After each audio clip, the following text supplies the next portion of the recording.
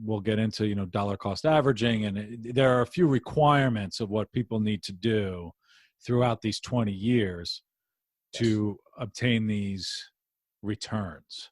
Talk a little bit about what's expected of people to get there. The very first thing they have to do is be committed to peeling off some of the money they're making and send it to me or an advisor, some other advisor, and regularly, monthly, send this money over and have the advisor invest it on a regular basis. You use the term dollar cost averaging. That's kind of a fancy term that says just on a regular basis, you're going to continue to buy the same things. And when the market's high, you'll buy fewer shares because the price is high. And when the market's low, you'll be able to buy more shares of whatever funds that you're talking about.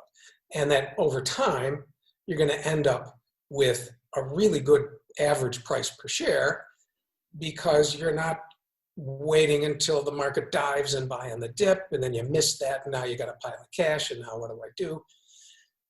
So that's kind of what dollar cost averaging is.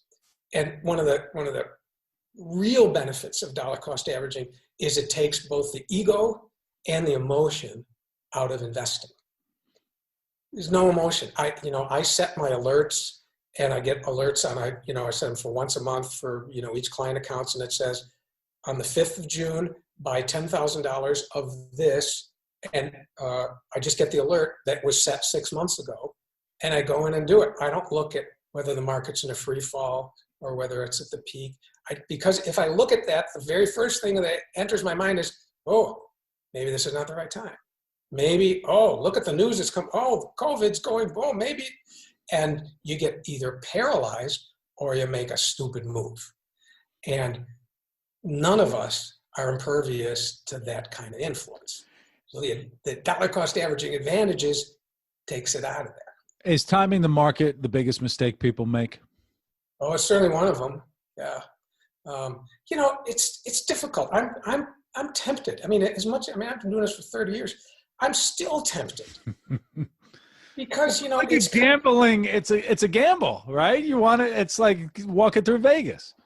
It is a gamble. And it also works on your ego. If you're a smart person and you study and you're savvy and you're informed, you think, it's kind of counterintuitive. You think, well, if I use my brain here, I'm going to be able to do something better than just blindly every month. My dad sent me an article. This was 15 years ago. We were working on it. And it was a record of 2,628 mutual fund advisors. And it examined them, and it said, of the ones that were in the top 4%, of which one, how many of those were in the top 4% 2 years from the year that they were in the top 4%? And the answer was 2 out of the almost 3,000. So you say, these are the smartest guys in the world here. These are the guys that have dedicated their lives to this. And if only 2 of them can remain the top guys, maybe this thing works a little bit different than intuition tells you.